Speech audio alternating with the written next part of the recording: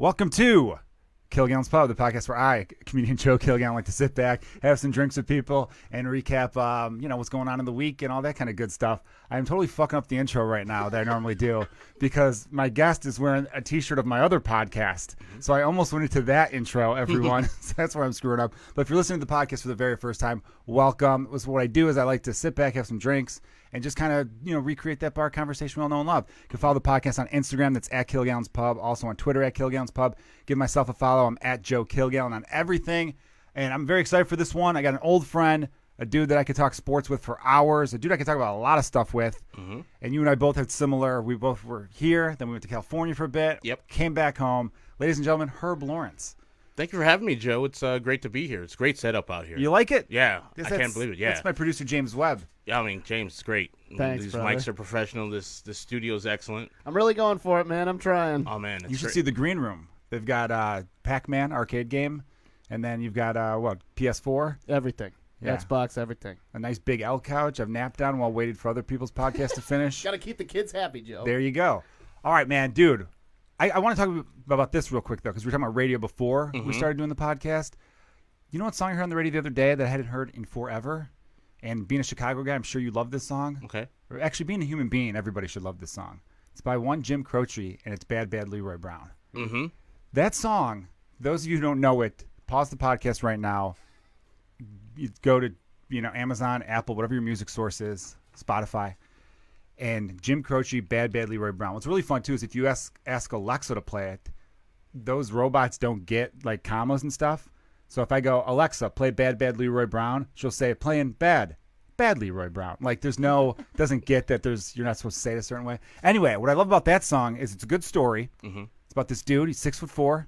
He's a badass. You know what I mean? Diamond rings. Yeah, it's the baddest man in the whole damn town, The right? whole damn town, right? Yeah. It's a big town, too. Mm-hmm. When that song was written, I feel like, was that a tougher Chicago? Oh, much tougher. A lot of crimes. Way tougher. People are getting shot every day. People forget that.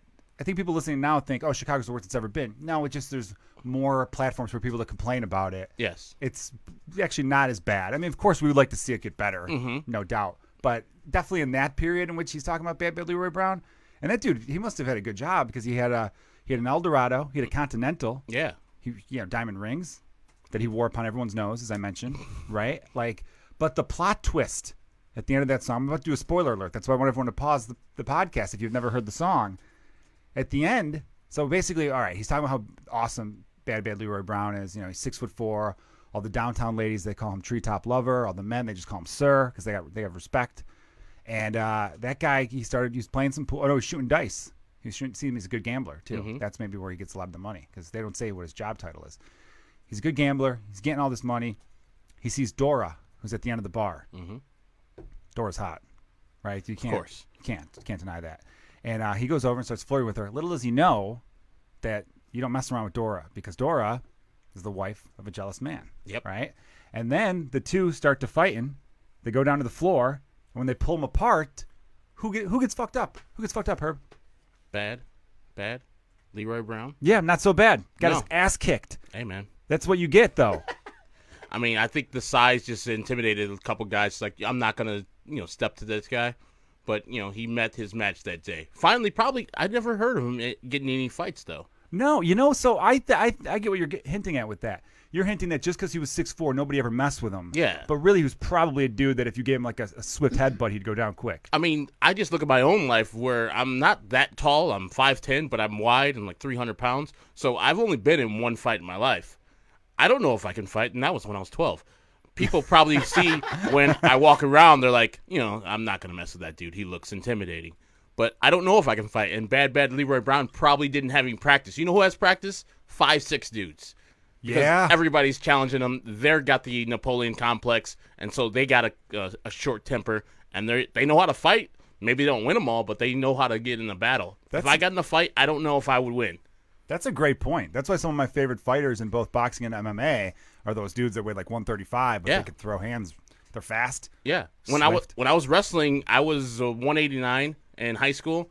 And the 105s, the 135s, they would kill me. They're technicians. They understood wrestling. They did IKWF when they were kids. I was just there to try to overpower them. They're like, nah, we got these moves, and we're going to put you in a chicken wing and make you submit. Yeah, those technicians are the ones, those small ones who get into a little bit more scraps are the ones you got to look out for. The big ones, you're probably just going to get one punch and you're done. The small ones at least got some endurance and got some know-how. They understand what the fight game is about. That's a great take, because the big guys, like you said before, they get by an intimidation. People just stay away from them. Now, I was surprised at what you said. You said you had only been in one fight, and it was when you were 12. Mm-hmm. I'm surprised because you used to work the door Yes. at a very famous bar, one in which I actually, podcast listeners know, I talked about. I got into a fight at this bar back in December. And that, can I say that? You don't care if I say the name of the bar. Why would you don't work there anymore? Yeah. Why would I care? Big City. Yeah. On Belmont near Clark. Belmont and Sheffield, actually. Yeah. And it's right there in the corner. What am I talking about? I forgot the address for a split second there. I got into a brawl there back in December. It was right after the Laugh Factory holiday party. A bunch of comedians went down the street there. And that's a bar that a ton of comedian friends of mine that live in Chicago will still drink at a lot. Yeah. Because so many, if they go after, it's a 4 a.m. bar. That's why. Yeah.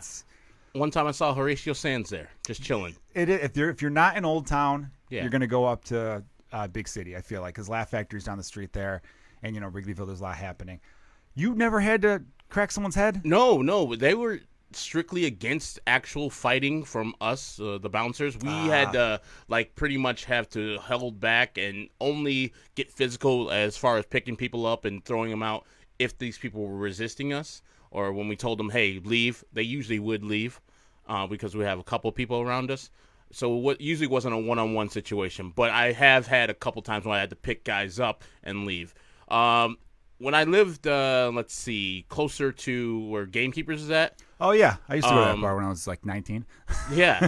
Me, my friend Matt Weber, and his roommate, Matt Peebles, were going down to the Domino's right there on Lincoln. A little farther down, and back then it used to be called Bacchus. There's a bar across the street, the Apartment, if you know that. Oh yeah, totally. Those places there. We were in the Domino's getting a $5 and gone, and one other guy, Jeff Meeks, was there, and my guy Matt Peebles had insulted this guy's girlfriend coming out of the Domino's, and so the guy punched Matt Weber, who didn't say anything, in the face. And then right when that guy punched Matt Weber, I took back to my bouncing skills and just grabbed the guy and put him against the wall. Now, I didn't hit him. I didn't do anything, but he headbutted me. And I felt like, I was justified to beat his ass then. But also I knew I'm black in this neighborhood. There's probably cops close to by. If I hit this dude, they're going to see that. That's me going to jail. Luckily, I didn't, because there were cops 2 minutes after that came down the street. And before the cops showed up, my friend Peebles, who started the whole mess, while I'm holding this guy's arms behind his back and against the window, he's punching this guy in the liver. Just keep continuously punching him hard. And I know he's punching him hard because he misses a couple times and hits me in the stomach. I'm like, stop. And this guy, and Peebles the whole time, you're going to be pissing blood, and just hitting him. I hope the guy who I put against the windows listening. Firstly, the headbutt, it was cheap shit. Yeah. And I should have beat your ass. But yeah, I didn't get in a fight then because I'm more of a pacifist. If I can avoid fighting, I will. I'll talk it out. Don't own a gun or anything like that. But when I was 12, I got in a fight because somebody hit me. I was coming off the ropes. We were doing WWF style, coming off the ropes with a double axe handle and hit him in the head. Jokingly, he got offended, punched me, and then it was over. You took care of him then? Oh yeah, it was 2 hits and he was over. It was a small guy. Okay, quick side note. I want to get back to the fighting thing with working at a bar. What was your wrestling name? You had to have one. If you did backyard wrestling, you had to have a name, right? I mean, not a specific one, but I used to pattern my stuff over after Mr. Perfect. Ah, okay. So Kurt Hennig, R.I.P. Yeah. No, he's alive, right? No, he's dead. Oh, he's dead? Yeah, he's dead. I was really into wrestling, as a kid. Through all the way up until halfway into high school, and then I kind of just lost track of it. Right around the time WWE bought WCW, that's when I was out. Yeah. And I kind of missed most of from 2000 to 2010. The Attitude Era. Yeah, I missed a lot of that. And then I came back with kind of CM Punk's reemergence and all that stuff. Marty DeRosa has been on the podcast a few times. He's friends with Colt Cabana, so then I started following Colt's career, and then I got back into it. But I did do backyard wrestling. Okay. But my point with that was that every now and then I talked to Marty, who's an encyclopedia about wrestling, history and knowledge and everything. I'd bring up, I'm like, what happened to that guy? Dead. What happened to that guy? It's eerie how many of these dudes that I liked growing up are dead. I was like, what about Canyon? Remember Canyon? Oh yeah, he's dead. I'm like, every one of those dudes? Come on, man. But I had two because we only had like 5 or 6 guys, Mm-hmm. so we had to create alter egos. Everyone had to have 2 people. I had a mask in which I was serial killer, Okay. but I did not spell killer the correct way. it was during the Master P era, so I had to do the Killah, killer. And then I was instead of Goldberg, I was Joeberg. So, but I didn't. It wasn't to make fun of Goldberg because I liked Goldberg a lot, and I know some diehard wrestling fans hated Goldberg because he wasn't actually good at wrestling. Yes. He was always botching moves. Yeah, hurting people too. Yeah, definitely. I remember Bret Hart telling a story where later he was like, Bill Goldberg was a nice guy. He didn't really mean to do it on purpose. But when you have a dude that big accidentally hurt you, you're kind of like, fuck this guy, right? Mm-hmm. I liked that guy, though. I was gravitated toward the big-ass dudes. Like, I liked Goldberg. I liked Diesel, Big Sexy Kevin Nash. Mm-hmm. Like, those dudes I liked because they did like, the power finishers. Exactly. I want to see Chris Benoit do a diving headbutt. I don't care. Also dead. Killed his whole family. Killed his whole family. My friend, I'm gonna say his name. He said when it happened, like 2 days later, he's like, man, he killed crossface everybody in the house and gave himself one after. Oh God, that was actually a kind of a cool the crippler crossface. But yeah, like some of those dudes, unless you're like a Rey Mysterio, a lot of those finishers aren't fun. Although remember that one dude, James, you're a big wrestling fan too. What's his name? Billy Kidman. Yeah. That shooting star press was pretty badass. Yeah. Where you it was like a flip, but you went out and then flipped the other way onto the guy. It always looked like he was going to do a Greg Louganis and hit his head off the turnbuckle there. I never had. I always wondered, like, why would a belt shot knock people out, or Hulk Hogan's leg, or the people's elbow? These are easy moves. They're like typical moves, and like, oh, I'm knocked out now. I understand with the sharpshooter, you're in pain. So powerful. Yes. You don't understand. The cool thing about The Rock doing the people's elbow was like the thing going back and forth, Yeah. the showmanship of it. Exactly. Hulk Hogan's leg, though, was one of the stupidest, worst finishers of all time. Look, it's a big leg. He's a big man, but he could have done anything else. Chris Jericho's new finisher is kind of terrible. What is it? He just elbows you in the head. That's it? That's it. Yeah, he's not doing the From a lion top tamer. rope? No. No. Standing elbow. That's it. The rock bottom was good, though. Oh, yeah. That was cool. That was like a slam, and there's ways. I like any finisher that when you're going for it, the other guy could reverse out of it, and it makes you, oh, no. Like, that's why the Diamond Cutter was so sweet, and now the RKO was that it would come out of nowhere sometimes. Yeah. Because sometimes someone would be, I remember when he was fighting, this was WCW days. Yeah. DDP was fighting the Giant. It was the big show. Yeah. And he had him.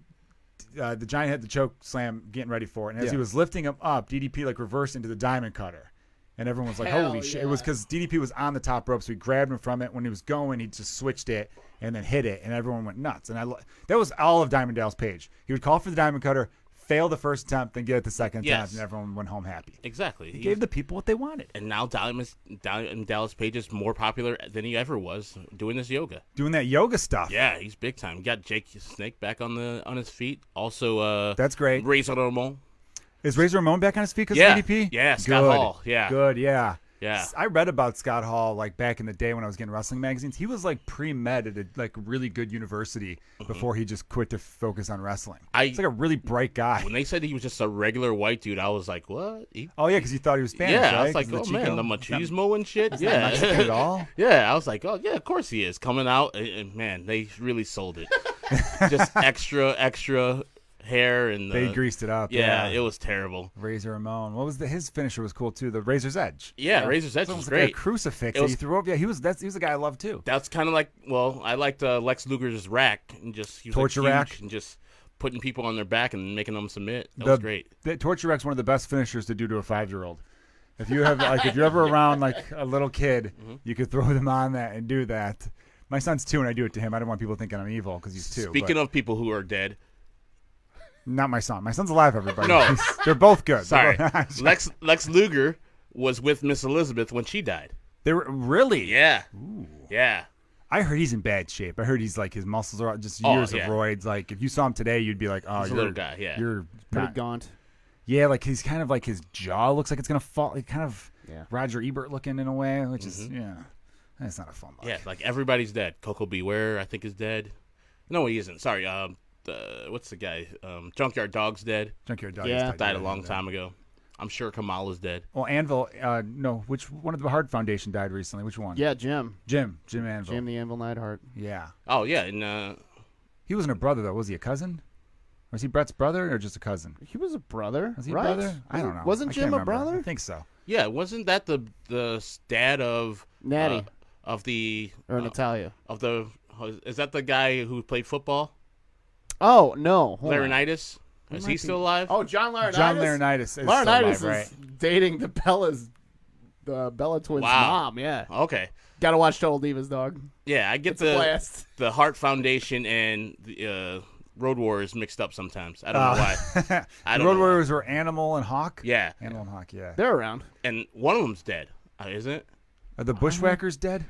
No, they were You at could the do a Hall whole of Fame. podcast going, who's dead? Which were in the one's Hall of dead? Fame last They're in the year. Hall of Fame. Yeah. Yeah, good for them. They were Somebody's fun. listening. Like, no, I know someone Stop, there's diehard wrestling fans listening right There's now. a ton of angry nerds. stop killing Jimmy boy Hart. Chad McDaniel's gonna be like, "What the hell?" right now. our guy Tom down in San Antonio is gonna be pissed off too. He's a big wrestling guy.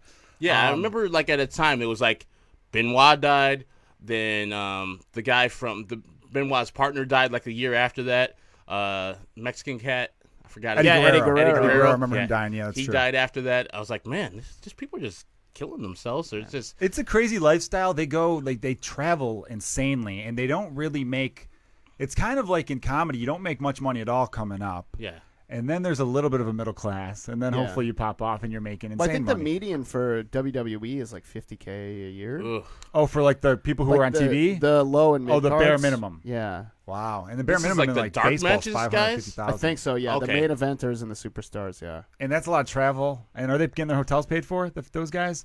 I would think so. Okay, I know because I know famously Vince McMahon was cheap with those yeah. guys. He's come around. Has he come around? That expose with John Oliver's show was like did such damage to Vince's image. He's got to come around. Oh, that's right. All right, listeners. Last week tonight, the HBO show John Oliver. I remember that. That was like about a month or so ago. Yeah. He did this whole thing about was how so underpaid good. those dudes are. Yeah. It's mean- really a lot of. I mean, not to compare UFC to WWE because sorry guys, it's very different. Right. But those guys are incredibly overpaid. But a lot of boxers are underpaid too. Yeah, I mean, I would do like Dave Bautista did. Wrestle a little bit. Somebody finds you. You become a star.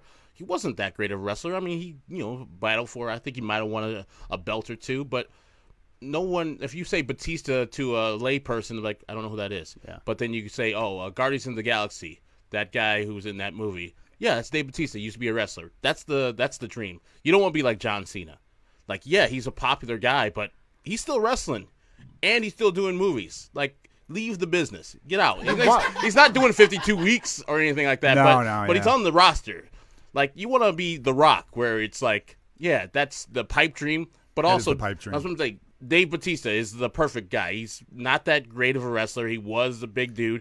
But now he's a Hollywood star getting bad movies with Camille Najani. Yeah, I saw that. Does look like a bad movie, doesn't it? You seen the trailer for that? It looks It really looks bad. terrible. Yeah, it's called. It's a play off of Stuber. Or Yeah, something? yeah. What does the ST stand for? Yeah, the stupor or something like that. It's terrible. terrible. But hey, But he was in Guardians of the Galaxy, make like you're money. saying. Yeah, no, he definitely seems like a guy who went in with a plan. Like, I'm going to make my name, which I know a lot of diehard wrestling fans would be like, no, screw that. You don't use our sport to get into acting. The way a lot of comedians hate it when people get into stand-up just to sell tickets or, because Yeah. there's a lot of like YouTube stars will try to get into stand-up or failing actors who will Yeah. then go that route, like your Screeches. yeah, You're like, what are you doing? yeah. We were just talking about this the other day. I'm sorry, I'm going off track. No, dude, this is bar talk. This is But- what you do at a bar. But the thing is, I saw, I like Nick Cannon, kind of. I saw his comedy act. I was like, what the fuck? Who let him do this?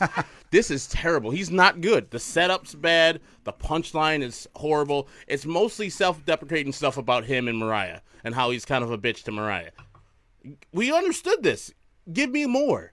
Get a little bit more personal. He's just doing surface Have a jokes. point of view. Yeah, like surface jokes. You were been famous since you're 16. You don't have any relatable stories that Nick Cannon, who was supposed to be kind of funny. I think he started as a rapper, then he went to a comedian. I put those in quotes. And then he got famous as an actor, and then he's not getting as many roles anymore. And Now then, he's famous for not being married to Mariah Carey anymore. yeah, I mean, his show, he should have stayed with that Wildin' Out stuff. I know he still does it, but to get into the comedy game, I think it's an insult to guys like yourself who's like, yeah, we do this. We really do this. It's not a joke. It's not a game here. You just don't get a Showtime special and then it not be funny. I literally wasn't funny at all. I was like, this is ridiculous. That's very commonplace these days. I don't mind the people who put the work in. Like Brendan Schaub was a UFC fighter, and obviously he got a push from being friends with all those the Joe Rogans, the Brian Callens, and those guys. Yeah. And but he puts the work in. When I was in LA from 2014 to 2017, and I would see that guy out every night. I mean, I don't really meet. I think I shook his hand once through someone saying, "Hey, this is Joe," and but like you wouldn't know me from Adam. But he was out putting in the work, so I give him a lot of credit for that. But then there's other people who think they could just float off their name. Mm-hmm. That's the people who kill me. What do you think of this Chance the Rapper showing up at Laugh Factory stuff? Well, he got humbled real quickly. Yeah. We even talked about that in the podcast. I don't know if you had heard. I didn't hear it. Chance the Rapper went to the Laugh Factory's open mic Okay. 2 weeks ago now, I Yeah. want to say. And, so, every Chicago comic was like, Chance is up, Chance is up. Everyone's like, telling everyone about it. I remember getting a text from someone saying, if you're nearby, Chance is going to one up in like 5. I'll give Chance credit right away for going up at the open mic. Yeah. Because he could have easily showed up to a Saturday night show and said, Give hey, me a could spot. I pop up for 5 minutes? And I'm sure they would have said yes. Definitely. Which you could argue, is that right or wrong? Yeah. I would argue it's wrong. You would argue it's wrong, but I could see being in their position, it's hard to say no. Oh, For yeah. some big name, like I'm saying that he could have popped in on Sometimes Saturday, you and gotta- so that was cool. I mean, that would have taken some guys 5-10 minutes away, right? yeah, totally. Some would've. guy or girls, yeah. It would've. That's happened before. I did spots at the Hollywood Laugh Factory when I was living there, where a big name would bump somebody. Yeah. So luckily, it didn't happen to me because I was up way later. But was it like a guy or girl that actually deserved that spot? Was it just some actor Yeah. that was like Michael Richards just shows up and I'm going to do a set? Or Jeremy Piven's doing it now, and Ugh. he's got a lot of the shit off the stage. I was on one of the shows opening for him, and he was asking about how to, he's like, because who knows why, but he was saying that they asked me to do something at a fundraiser, and then through that I was like, oh, I think I like this, and I got really into it. Okay. Coincidentally, the Me Too stuff came out right around the same time. Yeah. So it's like, did you go to stand up because you were like, oh, no one's going to hire me for roles anymore now because of this, what's going on, right? I don't know. So I'll at least say this. And me and Kevin Bozeman, who's an amazing comic, we were both opening for him. And we were both like, just don't half-ass this, okay? Because you're going to sell a lot of tickets from your name. Mm-hmm. People are going to want to see you. Don't be that person who half-asses it and thinks that they could just coast off of a catchphrase or whatever. You just actually put the work in. And if he does that, then more power to you. But also, if you are groping women and being shitty, then fuck off. Get out of here, too. So, Yeah. I guess it goes both ways with that. With Chance, though, let me say this. This was a dick move on his part. He, Snapchatted or Instagram story about to go up next. All these comics have been shit, so I'm feeling confident. Whoa. Which is a dick move. Real dick move. But- Because you've got 15 to 20 million. I'm going to get there. Hold on. All right. So that's a shit move because all these 20 million, 30 million Instagram followers he has are thinking, what the fuck, dude? I'm like in the comment. I see you. I saw you stamp or Instagram story that shit. What the hell? Then he goes up and he bombed. Of course. And then he wrote, actually, this stuff's really hard. I didn't mean to I wasn't putting anyone on blast. He goes, I didn't name anyone, obviously. I was trying to pump myself. He then, walked it back. But I think a guy like that, anyone with really good mic skills, doesn't mean they're going to be funny, though. That's for sure. Yeah. But I think if you put the work into it and found a way to see, I don't know the dude's humor. I know he's very skilled. I like his work ethic. I like his approach to the music business, but I don't know of him being funny. Like Will Smith, someone said Will Smith did stand up as part of that Will Smith bucket list thing. Yeah. And people were like, it was really good. Yeah. Will Smith's funny, though. Yeah. I heard that Blake Griffin's good at comedy. Blake Griffin's funny. He's hilarious. Yeah, I've Yeah. seen him in interviews, though. There's certain people that I could see that translating Right. for whatever reason. I got on a YouTube wormhole of Liam Gallagher interviews. You and Okay. I both like Oasis. Yeah. He's hilarious in interviews. Mm-hmm. If someone said, hey, we want you to do stand-up, here's a few months to prepare, because, this someone will help you, put you in the right direction, I bet he'll go up and have a pretty solid set. Yeah, and he'll probably be dry or just like Yeah. a just straight He'll humor, swear. not smiling. I'll say, Like, you know what I fucking mean a lot? You know what I Yeah, be mean? like a Jeselnik, but English. He's quick. In the one interview, they're like, so you had a big hit, and he goes, of what? They're like, no, your latest song was a big hit. He's like, oh, yeah. Like, he's just like funny shit like that. It cracks me up. That's what I like about that British humor. They just slide in the little stuff like that. They get you. And you guys know, comedy is not about being actually it is about being funny, but it's not, hey, I'm funny, let me get on the mic. Because you have, developed skills. You were funny before you got on there. You developed skills to tell a joke correctly. That's why I can never do it. I'm not a great storyteller. I'm not a good emphasis on this word, emphasis on that word type of delivery wouldn't be right. You're great conversationally, though. Yeah. No, I listened to you on the score. Herb Lawrence, everybody. I don't know. It's leading off with Lawrence. That's fine. Herb was the executive producer on Lawrence Holmes' show, now Joe Ostrowski's show. Mm-hmm. And if you're in the Chicagoland area, which is nice, 670 the score is 10,000 watts, everybody. So I've heard it in Michigan, Wisconsin, Indiana, which I know I've got listeners in the Midwest, a lot in the Midwest. So definitely listen to his work. And you'll be on there. You'll take over some weekend shifts too. Yeah.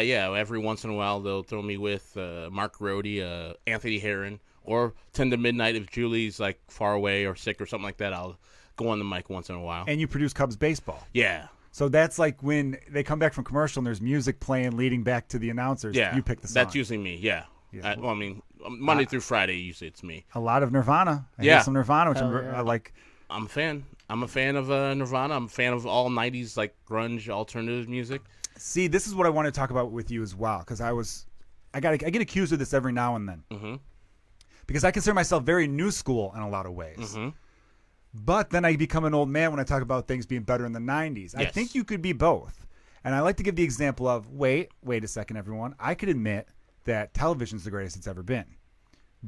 But just because I think music was better 20 years ago does not mean I'm some old man. Music could be great 5 years from now. It could be the best it's ever been 5 years from now. I don't know. But if I'm looking at it through my own ears and through an era, I just think, and I feel like you're the same way. Yeah, I mean, the 90s are undefeated. Just think about that music. Like, every genre was at its peak. Yes. Like, you had hip-hop music was at its peak. Groups, NWA, just are at the tail end of that. Ice Cube out of that. Tribe Called Quest, LL Cool J. You had a lot of good people. The grunge era started right then. Just everything. New Jack Swing started then. All the stuff that you're hearing now is just played off of that era, pretty much. Like, they're sampling from there. I mean, I know that People forget Jay-Z actually started at the end of the 90s. in the 90s. Yeah. And I know that people think that, all these movies are cool. Those are pretty much, they're redoing all the 90s movies. Oh, yeah, Lion King, Aladdin, everything like that. Toy Story's coming back out. Like, these I saw are, Toy Story 4 twice now. I've seen it twice. Yeah, like the 90s were the greatest era ever. And right behind it were the 80s. I'm sorry, 80s were great music too. The music's kind of I more like 80s, weird. but I feel like I'd almost go 60s second to 90s. Okay, I wouldn't. Personally. I don't like older music. The 70s, more of a jazz, groovy funk music. There's some 60s that's good. is more doo-wop. Nah, I think that's more 50s, right? Is Maybe it? late 50s. See, I think of 60s like the whole, like 64 Beatles? to 69. Yeah, because you have the Beatles in the Hendrix. 64, 65, which was just great pop music. Mm-hmm. My 2-month-old son, I was playing music for him, and we played Beatles, and he was loving it. I was like, he's 2 months, so he can't move. So I'm like making him dance with his hands and stuff like that. And we're playing Hard Day's Night by the Beatles, Can't Buy Me Love, She Loves You, or 8 Days a Week, whatever that song's called. And I'm like, this is like just great pop music. I don't consider it rock and roll. But then the Beatles slid into rock and roll when they had like Helter Skelter and like the White Album and like all those kind of cooler, like a little bit, some of them even darker or heavier songs. And then you had Rolling Stones, Led Zeppelin, who just, as much as I like, stole so much of their music from like old blues musicians. And then you had that kind of like almost the beginning of what turned into punk rock in the late 60s. Okay. Well, the great guitar music too. You had Jimi Hendrix, and then Vaughn, and Clapton. So you're like these tremendous guitar soloists and everything like that. But yeah, you're right. The 70s definitely had that like cool, funky sound. I didn't like disco though. More like revolt. Like it was like Sly and the Family Stone.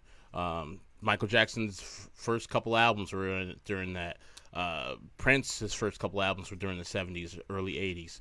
Just more of a bass-driven rock, so I like. By the like way, if you want to get cheap vinyl, you could get Michael Jackson vinyl real cheap these days. Wow. I was a new record store open in my old neighborhood, and they had Off the Wall. It's used records though, but it was Off the Wall for $1. Wow. And I think these record stores are usually owned by pretty progressive people who are like, I don't want to support this anymore, so here's a buck, give me $1 or something for it. I mean, that music's still undefeated. It's I mean, right? I mean, you could sell it for if you really want to, take a message, just give it for free. To sell it for $1 is ridiculous. That's just because it's still great music. People are gonna buy that Off the Wall. I'll buy that album just for shits and giggles on that. I'd buy it one. for the cover. Yeah, it's great. Yeah, I And mean, it's Thriller with the tiger on it. Perfect. I don't understand why with Michael Jackson we went from loving it, and then the HBO documentary comes out, and I think it's just Twitter. It's the Twitter age, right? Yeah, because this stuff was kind of known, and like it's either you knew it already and didn't care, or you knew it and wanted somebody else to substantiate it or to say, oh, yeah, this happened to me. Like, he actually got sued by 2 people, and he beat both of those cases.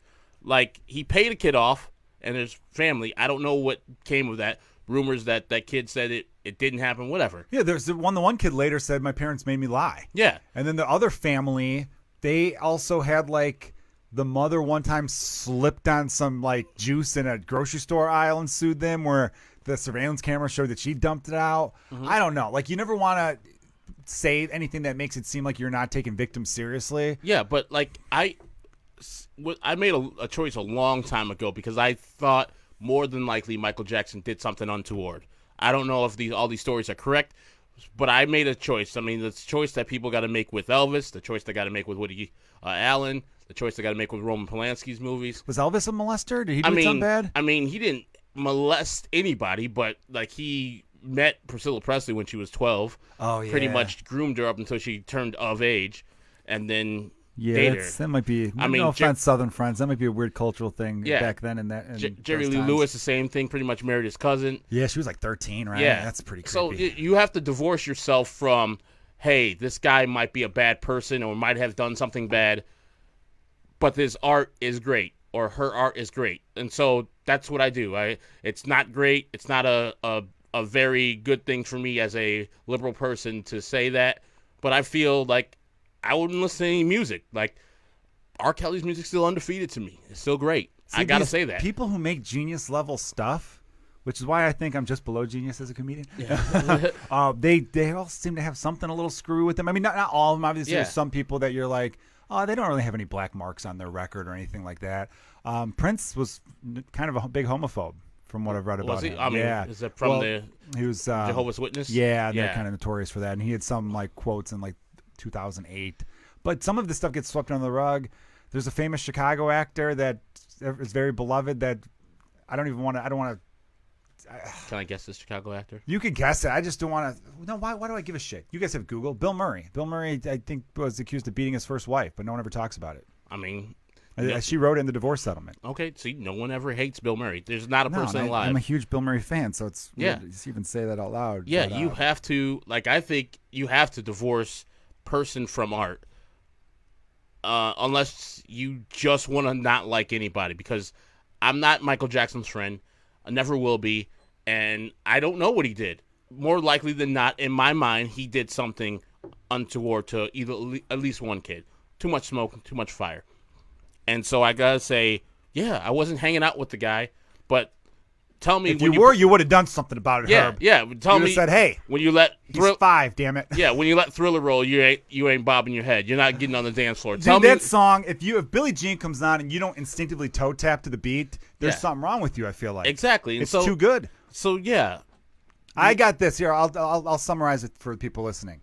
If you feel guilty about listening to Michael Jackson, only listen to Off the Wall and Thriller, because odds are he wasn't doing any molesting yet. exactly. Because that, he did Off the Wall, he was 21, Thriller, he was 23 going on 24, and definitely the Jackson 5 stuff, there's no way he was molesting when he was 6 and Didn't 7. have any time. No time. Joe was whooping his ass, or he's on stage. One of the two. Talk about beating someone into a finely tuned musician, Oh. right? Like, Hey, I want to know. Like, I was like, I like the childhood I was in, but if my father would whoop me and my 4 other brothers, and one younger, into a stardom and move me out of bullshit as Gary, Indiana to Hollywood, I might have to take that as a thing. I mean, Jermaine Jackson, look at his hair. It's a trade-off. Yeah. Right now he'd be working in the steel mills instead of having that glorious hair that he has. That is what it's like a pompadour in Yeah. a weird way, right? Yeah. It kind of poofs over in a way. and it's just like grease all over it. And Janet, although did he beat the daughters? Did the daughters get beaten? No, he beat them like they stole something too. Yeah, yeah. They used to. I mean, in the movie, he pretty much almost beat the hell out of Rebe because she was talking to a boy. Yeah, and she got married to a guy because she wanted to leave the house immediately. She got married like when she was 18. I remember seeing that movie when I was in grade school about Michael Jackson's, growing up, and that's when I first heard the term switch. You call a stick a switch? Yeah, a switch. I never heard that until that movie. Yeah, I think maybe that's a black thing because That must be, right? I Yeah, don't know. because my mom said go and get out and get a switch, and you didn't want to get a small one because she'll wear you out with that one even more because No, I've heard want the of satisfaction. parents saying, pick the weapon in which I'm going to beat you with. Yes. It's so crazy psychologically to do to a child. Yeah. It's so funny. Like I joke about it on my latest album, everyone, which you could stream for free on Spotify or Pandora, or buy it on Apple. That'd be even better. Is that it was always like a friend of mine that would say, I turned out just fine. And then they would tell stories of their dad beating the shit out of them. And it's like, dude, you are far from fine, man. And we all know it. Yeah, and it's not like I wouldn't do this to my kids. I've moved past the actual, hey, whooping is the way to go. But, the I turned out fine thing is kind of weird. It's oh, I had this. It's anecdotal. I had this, so I'm good. So my child will have this, and he'll be or she'll be good. I don't feel that will be the way if I have kids. I think I'll just be more stern. Hard looks and disappointment and discipline's important. Discipline is the key. I've thought about it so many different ways. I've gone back and forth, come along, because I have a 2-year-old and a 2-month-old, where it's like because someone had this quote the other day where it's from the grandparent's perspective. If you're a grandparent, if you raised your kids, you get to spoil your grandkids. Yes. But if you spoiled your kids, you'll have to raise your grandkids. Meaning you'll have to step in and fix it because you raised shitty parents. Yes. Which I subscribe to that. But what people also forget is, I'll hear people say, well, sometimes you got to hit the kid. What did you do wrong to lead to the point where you had to hit? It's a lot of steps had to go wrong. You had to have screwed up so many different ways to the point where you're like, well, I've got no other choice but to smack a child. Exactly. It seems like really, really barbaric when you think about the actual act that you're doing to your child, the person that you raised, you gave love to. You are the teacher. You are its first and probably initial or only teacher until it's like 5. So whatever it's doing, the child's doing, that's your fault. Totally. Children are looking for boundaries, like anybody. They're looking for, what can I do? Oh, I can't do that? Cool. I need a correction. You as a parent need to correct that at the time. Positive reinforcement, and know that, hey, this is not what we do, Johnny. This is not what we do, Susie, without violence. Because then that kid will turn to violence as a problem solver. Yes. I would agree with that 100%. And so that's what you need to instill in your kids is like, yes, we don't hit people because they mess with us or they messed up and didn't do something that we liked. We correct that action. We at least let those people know that what you're doing is wrong. It's making me upset. And what you need to do is correct that behavior immediately, or there'll be consequences. And the consequences won't be physical punishment. It will be, I'll take something that you like away from you. You'll have to sit in some confinement where you have to think about what you're doing. You have to read a book to learn exactly what's going on with your life and how your actions affect your future life. Things like that. I got in trouble in 3rd grade for, I don't know, I was like... But you had none, sir, right? No, I went to a Chicago public grade school. I went to a CPS for grade school, and then high school I went to an all-guys Catholic high school. We didn't have nuns, we had Christian brothers. Okay. And by high school, they weren't that strict. I mean, the teachers could, like, kind of hit you. Yeah. Like, if you fell asleep in class, I remember getting belted with a tennis ball once, being like, what the fuck? Like, that actually hurt. Jesus, you could have hit me in the shoulder, dickhead, But...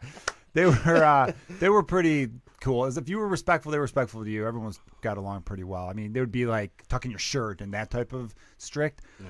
But I remember in 3rd grade, I think I was, being a class clown, which makes sense, right? Mm-hmm. And my dad took away Super Nintendo until I got like better marks on my next report card. Wow.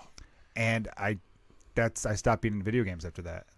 Because I didn't play it. I didn't have it at home for like 6 months from like January to June. Jeez. And I didn't get back into video games until I think like college. I remember going to visit some friends down at Eastern Illinois University, and they were playing Mario Kart. Yeah. And I was like, let me get on this. And I hadn't really played Mario Kart much, the 64 one. Yeah. And I was like, oh, this is fun as hell. And I just got really into it. And then when I went back home, I bought like a used one and started playing it. And then with Xbox, I played like NHL and Xbox, I had MVP Baseball, which next to RBI Baseball, the second best baseball game of all time, if you ask me. Yeah, is that the one where you home run derby in weird places and you get hit like boots in the back? Yes, they had like a home run derby where there was like a junkyard and you could hit like a school bus and get 50 extra points, and it was great. I would always play David Ortiz. Big Papi was the best in that. I do want to talk about this with baseball with you because we're talking about new school, old school type of stuff. Right now, there's a big thing in baseball's culture regarding showboating. I Yeah. want whatever you want to call it, bat flips, all that kind of stuff. Now, there was a fun incident, kind of fun. It goes both ways, I suppose. Wilson Contreras with Tyler Flowers, ex-White Sox catcher. You're a big White Sox fan. Yep. That was weird on Flowers. I don't know what he was doing there. I've never seen a catcher really get involved with that. Hitters talk to umpires all the time. I don't know why he kind of chimes in. Just to summarize for all of you non-baseball fans listening, I should say. If you're a baseball fan, you know what I'm talking about. The umpire was kind of inconsistent. Ball was a little high. Contreras kind of talks to the ump, being like, it was a little high, And Flowers kind of chimes in. No one knows what he said. Next pitch, Contreras goes deep to right field. Mm-hmm.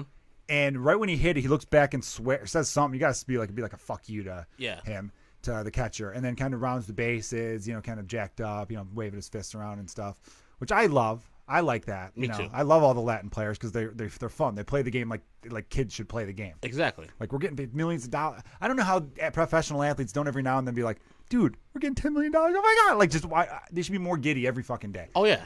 Steps on home plate. Flowers is saying shit. And you just see Contreras back like fuck you. Just you could read his lips. He's clearly saying fuck off. Mm-hmm. And then there was just a little kind of benches came out. Nothing happened. I always love the bullpen pitchers running in. Yeah, they're probably like, we know this is not going to be anything. They do it for show. It's like, all right, it's a good jog. It's the one time we get to do anything in the second inning. Yeah, we got to show our teammates that we're with them. We got to come out here fucking 600 yards to show support and then be behind people and then go back and then it starts up again. But yeah, I love that type of stuff. I love talking shit when you hit a home run. I love bat flipping. As long as, not even as long. That's your opponent. F them. I don't care about showing them up. I just did something good. Now, if I was a player, I would temper that because I know unless it's a walk-off or something like that, they can get me back. And the last thing I want is some payback, especially, I don't know if you saw the game with Louisville versus, I think it was Vanderbilt, the college baseball. There was a pitcher who struck a guy out, and then he just started saying, fuck you. I saw that, yeah. dude. And I remember everyone tweeting going I hate this guy. And everyone's like, I fucking love this guy. Yeah. And then the next inning, he pitched again, and they walked it off. Louisville walked it off on them, and they won the game. And that guy, you could see him on the bench just looking at them winning and cheering and shit. I was like, you don't want things to bite you in the ass. Yeah, you don't want to do that. Like, I would hit the home run if I were up like Wilson Contreras did versus the White Sox. The grand slam in the first inning. It was the first or second? First inning against Giglio. Giglio. Hit the home run, pimped it, walked it, then flipped the bat. I was like, man, I hate him because he's doing it against my team, but that's smooth as hell. That's I do. I like that good. That's a real look.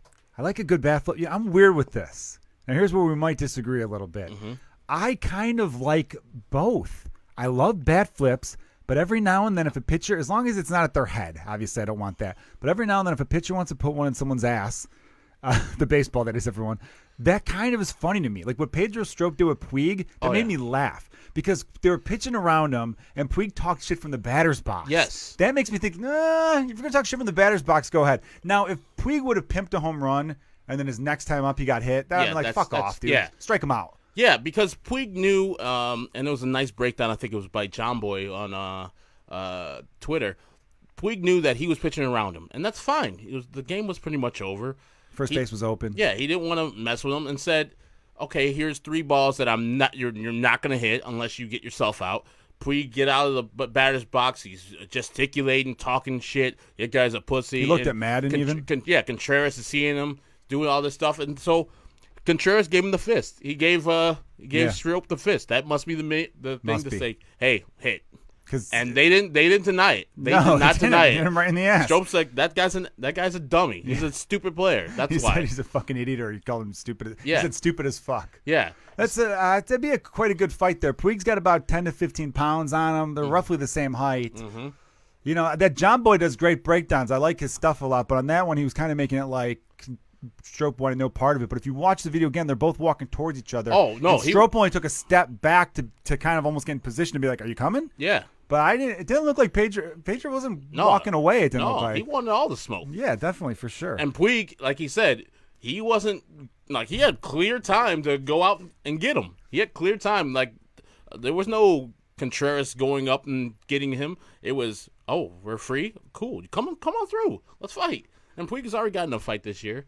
Yeah, he's already been suspended once. Yeah, got crazy after the Derek Jeter home run, which I love Derek Jeter for being like a bum most of his career, and then this year kind of showing out and then pimping every home run, every single one of them. I'm in for that. I am. I'm in for the time. pimping of the home runs. I'm in. I think it's fun. You got to vary it up a little bit, do it in different ways.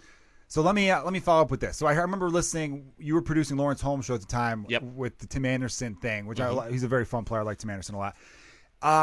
Like I was saying before, I subscribe to. It's both kind of fun. I don't like the retaliation hit at all. I'm not really into that. But I like anything that could possibly lead to benches clearing because it's entertainment. I kind of find it funny to be like, oh, that's kind of cool. So people will say, well, a pitcher, if you don't like the guy pimping the home run, strike him out, which I agree with there. Yes. And then you can do your own celebration. But then you think about it, though, with pitchers, they can't really pimp every strikeout because if Max Scherzer strikes out 16. He's tired. His arm be broken. You know what I mean? Pumping his arm. Well, would you just do a fist pump? Yeah. It's kind of boring. What could a pitcher do? Let's brainstorm right now. What could a pitcher do besides your typical fist pump that Kerry Wood, I just struck out 20 fist pump, which was cool as hell when he did it, of course. Don't get me wrong. But, like, there's got to be – because they can't flip their glove. That looks like little kid shit. That's not – that's nerdy. You do it like a karate kick. What if you hump the mound? What if you just get down and just hump the rosin bag? Just give him like 3-4 quick pumps or however many strikeouts you got? Yeah, for each strikeout. So if you strike out one guy, you do one pump. And then if you get up to 2, you do 2. So if you have a game like Max Scherzer, he's struck out 20 before. He's done it. Kerry Wood, Randy Johnson, Roger Clemens. He's fucking busting at 16. Yeah, dude. He's done. Dude, because that much cups are hard on you. But when I was like 12 years old, I got a boner with a cup on. Oh, yeah. You ever get a boner with a cup on? Oh, yeah. Yeah, it's awkward as hell. It is. Did you play sports with a cup on? Just off. Yeah, because you don't know what to do. Do you flip the cup up? Or because it kind of keeps the boner down, but you don't want your dick below the cup because what if you get a wicked grounder? You get a ground ball with eyes and it gets your fucking Cyclops. That's not fun. Yeah, it's hitting your dick and then it subsequently hitting your nuts. Yeah, because it's a ricochet effect. Yeah. I remember being a little kid when I first put a jock strap on in the cup. I didn't think the cup made sense because it gets smaller at the balls. I thought it should get wider at the balls, but I was a little kid. I didn't realize, oh, well, you need to run, idiot, so it can't be like that. Yeah. So that's why. Because when you think about it, like the cup is like almost like if you're watching on YouTube, it's like this and it comes down and gets real narrow there, but that's to cover your dick, which is over the balls. Yes. But it still felt like the ball should have some breathing room. It always. I didn't wear, that's weirdly enough, I didn't wear a cup when I played football, wore one all the time when I played baseball. Football, I didn't wear a cup either. I was a receiver / tight end, and then I played like free safety. So I didn't really feel like it was necessary. I mean, I know those piles got really, in high school it wasn't that bad. I've only had a couple skirmishes in piles. But, like, if they wanted to, and knowing all my people didn't wear cups, man, it could have been a brawl down there. I know it would have been bad. I know a lot of football players who didn't wear cups because it's a breathing thing. Hockey, you fucking have to. Oh yeah, because that puck comes 100 off the blade. You know, you can be celibate for life, or not celibate. You can have no kids for life. That'd be a sad situation. All right, let's switch to NBA here a little bit. The Kawhi Leonard has. I'm checking my phone to see if he's announced yet. NBA free agency is going on right now, and Kawhi Leonard still hasn't announced. Do you think he's going to LA? Think he's gonna be a Laker by the time this podcast is over? We're gonna find out shortly. I think all signs are pointing to the Lakers, but also I think that he's different, and he might just NWO it and go to the Clippers. That'd be kind of fun. Just like he'd be like, I'm going to LA. Clippers. And he I love that. That'd be great. Yeah, little Hendrix. Yeah, and like. I don't know the fit there. Like Kawhi is a ball in the hand guy. Anthony Davis can be not a ball in the hand guy. I know LeBron is a ball in the hand guy. Like Kawhi's not a spot up shooter. No. Yeah, I mean he's really not. I mean he can. He could pull up for a 3 here or there, but that's not his game. Yeah, but like I don't know if he's gonna be willing to be the third I don't wheel. think he's the third wheel on that team. You think he's the second? If we're being honest. If you really look at that team based off of this past season, okay,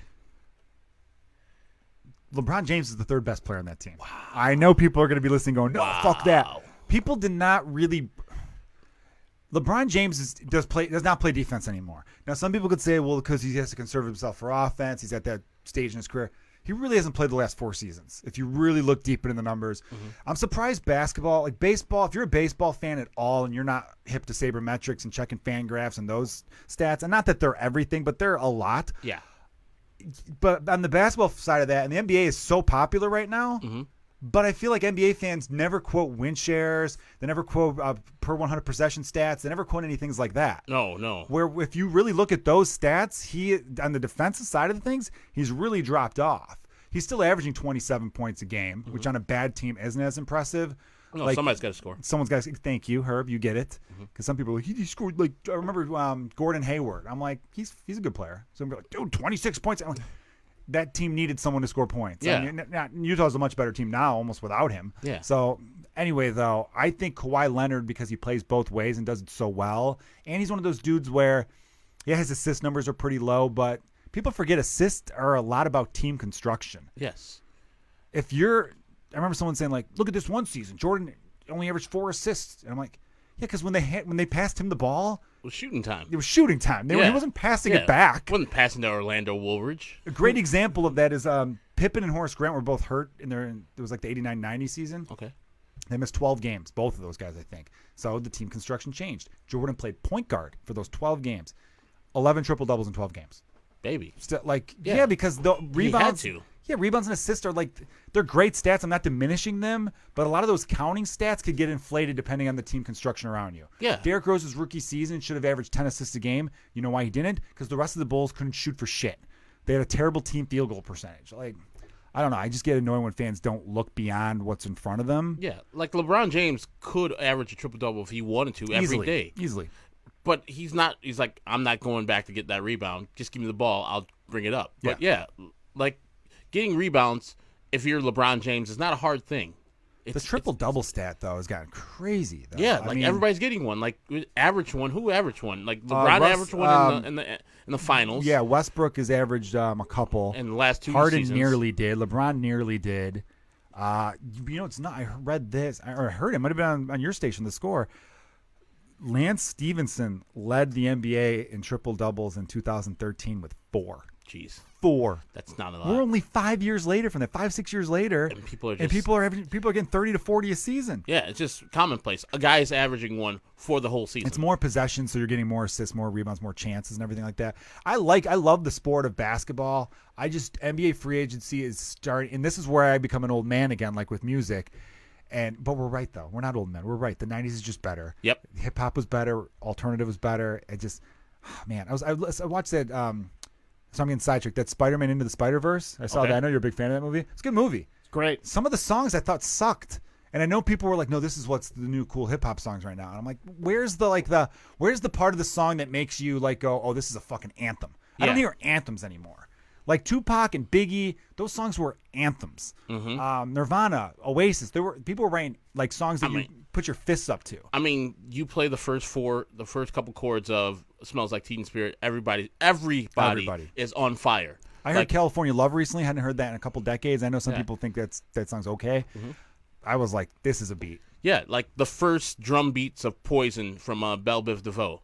You hear that drum, you're like, oh, let's go. It's time to go. That's a fun song to dance to. Yeah. There's the episode of Scrubs where Turk, Donald Fajon's character, does a dance to it. Mm-hmm. And I've always tried to mimic that dance if that ever comes on when I'm out. Great song, Poison. That girl, I can't sing. But what was I on about? And we're going to wrap up in a little bit. About basketball free agency. Yeah, basketball free agency. So I'm going to quote my cousin here. I'm going to text thread with several different people, but we got a sports one going on. And he made a great point. He goes, no playground in America do they let the best players play with each other because it wouldn't be fun. No. If you're playing pickup ball, you wouldn't be like, no, you're not fucking. Really? Oh, yeah. Davis, LeBron, Kawhi, fuck you. We're all going to leave. Yeah. We'll all play another sport.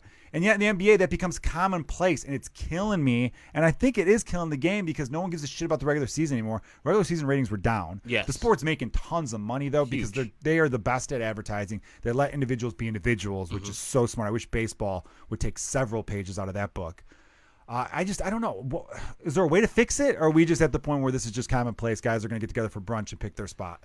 I think it's just going to be commonplace. These guys want to go for the championship. Their whole life they've been told, go for the championship. And the best way to do it now, especially when you have other people doing it even though they say LeBron and them started, I think it started a long time before that with the Boston Celtics in was that 2009? They got together in like 08, 09. But they did it more organically. Yeah, they traded trades. Yeah. So it wasn't like, I'm going to this on free agency. So when LeBron started, it's like, okay, he did win 2 championships. And then when KD came over to Golden State, he won a couple championships. It's kind of the thing now, and now it's broken up. So the new team will be the Lakers or be Brooklyn if KD ever gets healthy next year. It's the new wave of how basketball is done. Too bad our team here in Chicago. I'm not a fan of the Bulls because I don't care if they win or lose, but I am definitely enemy of John Paxson and Gar Forman because they've just been staying here forever. Never any accountability. That's the one thing I just hate about Bulls Twitter yesterday. Just coming over themselves about Thomas Satoransky and damn Thaddeus Young. Oh, great moves. I'm like, no, they're not great moves. In Bulls world currently, yeah, great moves. But in anybody else's moves, Thomas Satoransky is a bum. He's coming off the bench. He won't start for the Bulls. That's the thing. Yeah. He won't start for the damn Bulls. Like, if he does, your team is fucked. They're just in this whole we're drafting 7th every year purgatory. Yeah, like, that's not cool. That's not, like, we're not joining in the NBA Twitter. No one wants to come here. There's no discussions. And we're producing all the players. Anthony Davis, Chicago. We have players out there. Taylor Horton-Tucker from Chicago. We have all the good players. Dwayne Wade. He came from Chicago for 1 year. It's like when he was old as hell. Derrick Rose. No one's coming to Chicago because, man, that's where I grew up. I would love that for my legacy. Patrick Beverley's like, nah, I'm staying out here in L.A. I'm good. Is it Clippers? I think a lot of it started with the fact, not anymore because these young guys don't give a shit about that. But I knew during the Tim Floyd era, after Phil Jackson, after the last three-peat, that people legitimately looked at the Bulls ownership going like, they ran Jordan out of town. Yeah. They broke up a good thing for what reason? They wanted to bring this Iowa State coach in? Like, what is – Yeah. I don't want to go play for a team that's going to disrespect the greatest basketball player of our time. And it felt that way. Yeah. I'll never forget that moment when Reinsdorf's handing Jordan a cigar after that last, the shot against Utah in, Game 6, and they won in '98, and Jordan just kind of gave him a look like, I'll take the cigar from you. I'm in too good a mood to really give you shit right now, even though I'd like to. Yeah. But I'm riding this high of doing what I just did. I mean, just think of how many more championships. If they would just let that go for a couple more years. They could have easily won in '99 because '99 was half a season. Yeah, they could have beat the Spurs easily. Imagine, yes, because that, even though the Bulls were older, so Jordan would have been age 36, but he would only play 50 games. Yeah. People forget Jordan played all 82 the second three-peat. Mm-hmm. That's what makes me laugh when LeBron 2 years ago finally played all 82. It was the first time and still only time in his career where he played all 82. And that's not a knock on LeBron. That's just the way the game's changed, where maybe it's a smarter strategy not to play the second game of a back-to-back because we'll keep your legs fresher throughout the longer season. I'm not even knocking it. Cal Ripken Jr. famously, the Iron Man record, 2,100 games in a row. Yeah. A lot of people make the point where he had a few days off, he probably would have put better overall numbers. Yeah. But he's a Hall of Famer either way.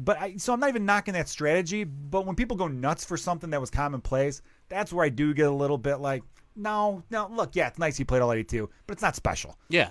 And I think Jordan had a different mentality, too. He's like, firstly, these fans pay this money. I'm going to allow them see me on the road dominate. Secondly, I can't let my own game wane. I'm going to hold myself and my teammates accountable for going hard every day. And Pippen said this the other day. He said he had like a stress fracture or a herniated disc in his back during the finals. And Jordan's like, hey, man, I need you. I got to have you. I got to have you. And, usually with the herniated disc in your back, you're like, oh, man, I can't move. I can't do this. Jordan held these guys to a different standard. And he held himself to a different standard. I'm sure Jordan. He was a sociopath, sure. all the games and all the stuff that he did in his life, I'm sure he played with a lot of crippling injuries. Oh, definitely. Going against those bad boy Pistons, I'm sure they inflicted a couple of injuries against him. But let Jordan me had debunk a sports myth. Can I debunk a sports myth? Because you brought up the Pistons. Yeah. People always say the Bulls waited for the Pistons to get old. Their big three, the Pistons, Isaiah Thomas, Joe Dumars, Dennis Rodman, all under the age of 30. Yeah. How did they wait for them to get old when they were 28, 29, and 27? That's what their ages were. Yeah, in their prime. Isaiah was 29. Dumars was 27, Rodman was 28. That's your prime. Yeah. And everyone's like, they wait for them to get old. It's so much like bullshit narrative that people just blindly accept. Mm-hmm. And look, I'm not expecting everyone to dig as deep as I do, but like do a little research. You must hate that being a producer because you see the calls coming in. Oh yeah. What's the worst? What kills you the most about fans nowadays? Well, and that's a loaded question. Well, trade offers. Whenever they try to trade somebody, it's always, let's trade Hap and Russell for Whit Merrifield. Yeah, the guy they signed a 5-year extension to. Yeah, the Royals are on the phone right now. They're enjoying that deal. It's always some you're a bad player for this great player. I say if you're gonna do the trade thing, come with it. Like, you got to offer somebody who is of value. And they're never are they going to trade somebody. Like, I've said the White Sox should trade Alex Colomé. They should trade him yesterday. Oh, yeah. They don't need when you're rebuilding, you don't need a reliever like that. Same thing with James McCann. These guys are having outlier seasons, especially James McCann. I think they like McCann for Giolito, though. But who knows? Yeah, but, like, he's not good for any other pitchers. That's true. All the rest of the pitchers are shit.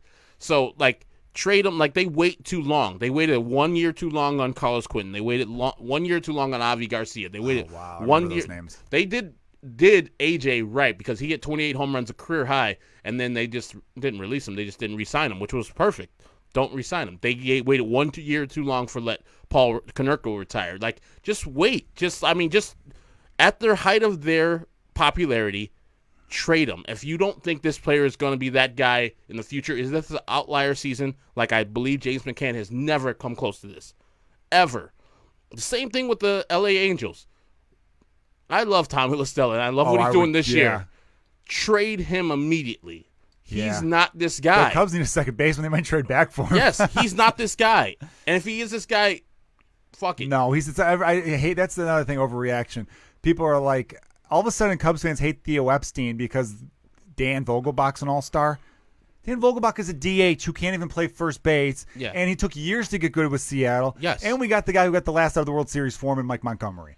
And he's blocked. Would you rather Rizzo be gone and have Vogelbach at first? Yeah. Oh, Jorge Soler's finally putting it together? Fine, good. I'm happy for Soler. You got Wade Davis. Yeah, we got an all-star season out of a closer who Dave Davis isn't good anymore now. But, like, we got our 1 year and let him go. We got to an NLCS with Davis. Or Gleyber Torres. Like, you needed you needed Chapman. And even Eloy and Cease, no matter what they do, to me it was like this. Who was going to help us more the next 3 years, Quintana or Eloy? And it was obviously Quintana. Yeah. Would we like to have won a ring with him? Would I have liked Quintana to have been a little bit better? Sure. Yeah. But to me, I'm like, look, you have to take these gambles. The team that's in a championship contention will always give up a few guys that later they go, it would be nice to keep them. Yeah, I'm just so pissed at Cub fans every time Quintana pitches. Like, they're like, oh, we gave Eloy up for him. He should be this level. It's like he was a top 15 pitcher when they traded him. Yeah. Like, he was John Lester. Like, the stats were eerily similar before that. They were, yeah. And so, yeah, he hasn't performed, but I don't look at trades as after the results. Yeah. I look at them, what happened when they traded him. And I'm not as a Sox fan looking at Eloy and, like, looking at Cub fans, oh, look at Eloy. No. What I'm doing is, like, man, we got a great player. That's great. I think as a Cubs fan, it makes us look good that all these prospects are killing it with other teams because that means teams are going to want to trade with us. Yes, they're going to want to take a chance. You're fair dealing. You know what? Kenny Williams stopped getting good trades because all his players that got dealt away were bad. Or one time the guy didn't pitch anymore, Mike Soraka. Oh, I remember that. Yeah. Yeah. Like, and then he's like, well, do your due diligence. Like, that's kind of. Do you like the Sox new guy, Rick Hahn? He's been there 6 years. That Tatis trade's enough to be like, motherfucker. I don't. And that was your spot, San Diego. Yeah, I don't like him necessarily because everybody else does. They let him skate on things like this Alonso thing. No one's looking back at Rick Hahn and saying, why the hell you trade for Manny Machado's brother-in-law? Just go and get Manny Machado. If his brother-in-law wants to play with us, fuck it. Let him play. Or John Jay. Who cares? Like, he doesn't. They're half-assing things. Go and get people's family members instead of going to get the player with some true intentions. Offer him $300 million. I literally said this in January on the Score. I said, if they're going to be pussyfooting around with the number that we heard, it was like around $200 million. I couldn't believe how low that number was, yeah. That is literally what, in the paper, that the San Diego ownership said, if the number is that, we can get in there. That's what made them go after Manny Machado because the White Sox and the rest of the MLB were bullshitting around with Manny Machado where he had already expressed, I want $300 million. Like, if I knew that, why am I not talking to the agent and saying, cool, 10 years, $300 million? That's what it ended up being. And he's going to be paying, as you know, buku bucks out of the ass for taxes as the top California? guy. Yeah, definitely. He's definitely going to be paying some taxes. And so, like, most of his games are in California. He would be paying a lot more. He could be made much more money here in Illinois and living in Florida. So if they would have came at $290, he would have been okay. Because I heard when the Cubs got John Lester, the San Francisco Giants actually offered him more. Mm-hmm. But taxes are better in Illinois than California, so it worked out. And he experienced some of that when he was in Oakland for that 3-4 months. Oh, that's right. I forget he was an A there. Yeah. So this is why I don't like Rick Hahn. He gets way too much credit. everything good with the White Sox is Rick Hahn, everything bad is Kenny Williams. I put them all together. That is true. I get it. I never really thought of that because, to be honest, this rebuild should be a year ahead of schedule. Mm-hmm. There's been a few trades that I mean, you look at Fernando Tatis Jr. right now. Good Lord. Like, the White Sox weren't really even in it in 2016. And they went for James Shields. Yeah, and James Shields had just given up. Only could get Chris Bryant out. Had just given up 10 runs in Seattle. I remember I did the game at the Mighty 1090 that day. The day after Ron Fowler, the owner, the chairman of the Padres, said that he's garbage, he's shit, and we should trade him, pretty much. And then the White Sox traded for him like the start after that. That was incredible. Yeah, so he wasn't like it was James Shields kicking ass. It was James Shields being shitty. The Sox were in a weird Shields. limbo there for a little bit. Not to cut you off, the White Sox were in a weird little spot there where I felt like they kept making moves like that just to show they're like Todd Frazier and a few guys like that were like, hey fans, please, we're not, we think we could win this year. Yeah. When I think a lot of real Sox fans, or smart ones at least, were like, fuck it, do what the Cubs did. That makes sense. Yeah. There's no glory in winning 79, 80 games. I don't want to just be below 500 or just after it. Let's actually have a competitive window. Let's go young. Let's get these studs. Let's copy what they did, which makes sense. I always think in every profession, James, you and I have talked about this too. If you see someone who's killing it at something, it's not ripping them off. You're inspired by them, and you could tweak it your own way. Yeah. Like I know comedians where I'm like, oh yeah, you know why that person has a lot of followers? Because they actually do a lot of tweets. Yeah. See what the people who are doing that are successful, and then just get some inspiration out of that. The last thing I want to wrap up with you, because I know you got to go to work, and we got to finish it real quick. You get political on Twitter as well. Yes. So you probably get some backlash from people saying, "Hey, stick to sports." Yeah, all the time.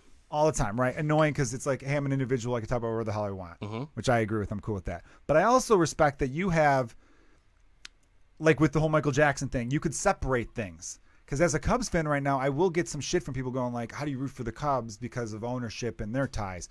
And it makes me laugh because I'm like, okay, you've been this is the Twitter age, I call it, where everything is history is 3 years old. Because I'm like, oh yeah, because the Tribune in their history, and also I don't care. I really don't. Would I like everyone to agree with me on everything? Of course, sure. But I understand that people are different, and that's okay too.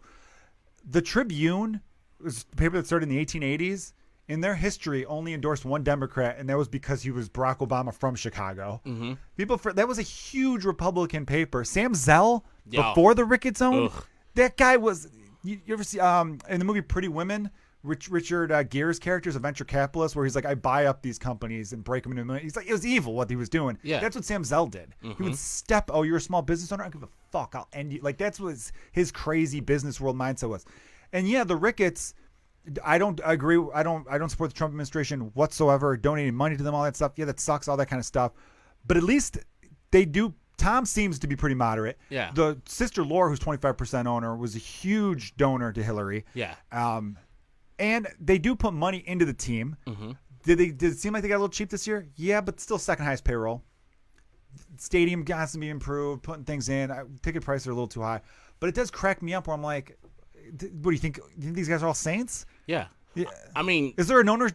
I mean, there's maybe one or two that are probably good, but most of these, if you're a billionaire, you've stepped on some throats along the way. Yeah. I mean, my philosophy is pretty much I'm liberal, Democrat, and so I think that every single owner should be Republican, should be the exactly opposite of what I'm thinking. I know Reinsdorf donated to both Republican and Democratic candidates in the past, but old rich white men, I default to being rich and fucking a Republican.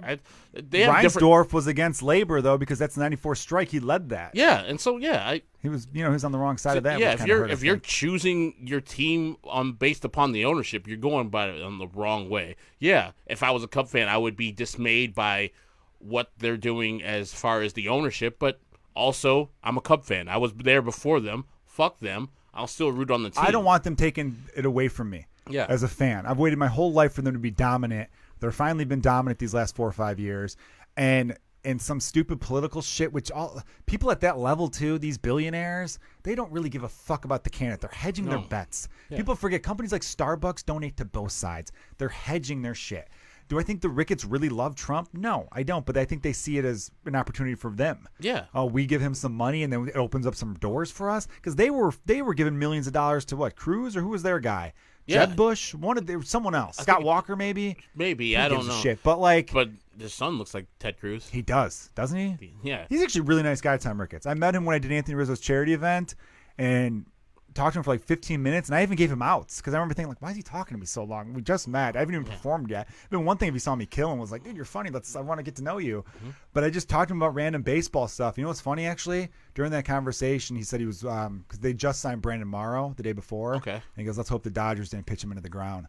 Because that's my one fear with him, and we talked about that a little bit. But I could have told him that was not going to work out. well, the whole thing was that they were never supposed to pitch him 3 days in a row, and Madden did. And then a week later, he got hurt, and that's when the first notions of Theo being like Madden's done was because of that. Because Theo was adamant, do not pitch him 3 days in a row. I don't care what the circumstance is. He did, and it was a game that they were up by. They ended up taking a big lead in the 8th, but he had him warmed up. Yeah. I don't know. I love Joe Madden, but it doesn't. The writing on the wall seems a little bit like if they don't win the World Series, he might go. I mean, especially if Francona becomes available. Yeah, I don't know if he's long for this team, which is weird. And the soonest the Cubs fire him, I want the White Sox to hire him. I'm not a manager's matter as far as wins and losses, but whatever Joe Madden does as far as team chemistry, the locker room, the clubhouse chemistry, it seems like it works. That's where his strengths are. Yeah, he's not an X's and O's guy to me. He takes in the new information, everything like that. That's great. I'm for that. The way he handles the bullpen is my biggest gripe with him. But yeah, I think people forget how young that Cubs team that won the World Series was, and they had those moments along the way that every Cubs fan would be like, "Oh, I'm going to see that highlight the rest of my life." Javi Baez had 2 errors in Game 7. I remember the one, it was an easy routine double play that he dropped on the turn, and they got no outs. I remember thinking in that moment, going, that's going to be the highlight I'm going to see if we blow this game. Like the way you'd see, like, oh, the ball through Leon Durham's legs, you know. All those like little errors that Cubs would have to, you know, the Bartman play, the Alex Gonzalez booted double play. I remember going, and then I would try to come over fight that. Yeah. Because I hate fans who do the whole thing where it's like, well, this happened 20 years ago, so therefore it's going to happen again. Really, these are different human beings who happen to be wearing the same shirt you recognize. Exactly. It's so stupid to compare eras that way. Exactly. Anyway, Herb, dude, thank you so much for coming on the podcast, man. I got to have you on again because you and I could probably do whole hours on a million different subjects. Herb, tell everyone where they could find you. They can find me on Twitter at Ecknerwall23. I think also on Instagram, same thing. Barely on Facebook, but it's Herb Lawrence. Yeah, Eckner Wall is your last name backwards. Yes. And the good old 23. Robin Ventura. For Robin Ventura. Yeah, not Michael Jordan. My mom went on a date with Robin Ventura's cousin when I was like 7. Joe Ventura. Fun fact for everybody. That's good. She's been listening to my podcast lately, so she's going to be like, oh, I heard you mention this. All right, everyone. Thanks for listening to Kilgallon's Pub. You can check out my album. The Patreon, I uploaded some stuff recently on that. So subscribe to the Patreon. You get a bunch of cool bonus content, plus a download link to my album, Can't Complain, which was #1 on the iTunes comedy charts for a day and a half there. But yeah, thanks for checking it out. Tell your friends, and more big announcements along the way, so just keep tuning into Kilgallon's Pub. Cheers. We filmed the